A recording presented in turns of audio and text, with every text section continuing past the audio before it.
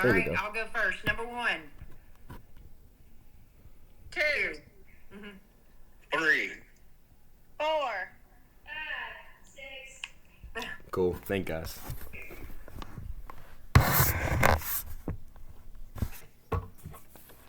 All right.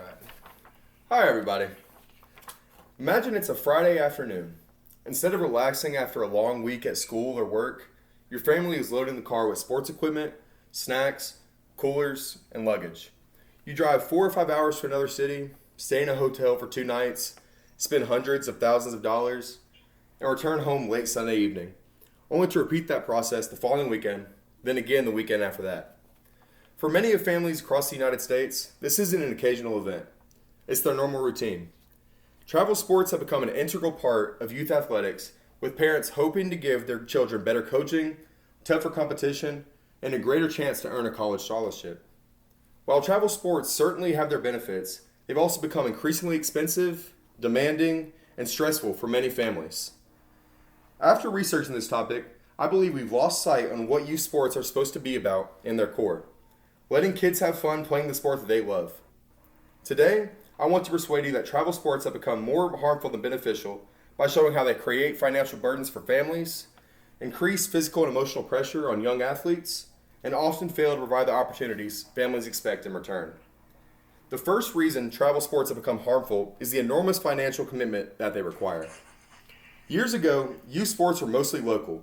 Kids played for community leagues, school teams, or recreational departments. Today, many athletes feel pressure to join travel organizations if they want to stay at a competitive level in their sport. The costs begin with outrageous registration fees. Then families must purchase uniforms, equipment, tournament entry fees, and sometimes even private coaching or training sessions. On top of that come travel expenses like gas, hotels, meals, and sometimes even plane tickets.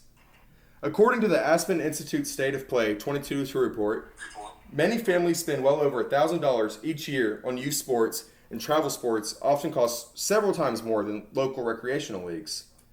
These rising costs have become one of the biggest barriers preventing children from playing sports that they fell in love with. Think about what that means for families with more than one child. Parents may spend thousands of dollars every year just to keep their children involved in one single sport. Some families sacrifice vacations, take on extra work, or make other financial sacrifices simply to keep up with the growing demands of travel sports. Unfortunately, this creates inequality in the leagues. Talented athletes whose families cannot afford these expenses may miss opportunities simply because of financial limitations rather than pure athletic ability. Sports should be about giving children opportunities to succeed, not limiting those opportunities based on how much money their families make a year. While competition can absolutely help athletes grow, too much competition without enough rest can actually do more harm than good. Many travel athletes now compete year-round. Instead of playing different sports throughout the year, children often specialize in one sport at a very young age. The American Academy of Pediatrics warns that early sports specialization can increase the risk of overuse injuries, burnout, and emotional stress among young athletes. Rather than become healthier, some children experience chronic pain, exhaustion, or simply lose their love for the game at a very early age. Imagine being a 12 or 13-year-old and feeling heavy pressure every weekend to perform well, all because your parents have spent hundreds or even thousands of dollars just on you to compete. Travel athletes often miss birthday parties, school functions, family gatherings, vacations, and weekends with friends, all because they're constantly competing in tournaments every single weekend. Sports are supposed to help children develop confidence, teamwork, leadership, and discipline. But when their schedule becomes overwhelming, young athletes may begin viewing sports as a job instead of something that they genuinely enjoy. Burnout has become increasingly common because young athletes rarely have an off-season at all. Instead of allowing their bodies and minds to recover, many continue practicing and competing almost every single week throughout the year. No matter how talented an athlete really is, they still need balance between sports, school, family, and simply just being a kid. Many parents believe travel sports are necessary because they increase the chances of receiving a collegiate scholarship or even playing professionally at a high level. While that obviously sounds very appealing, reality is much, much different.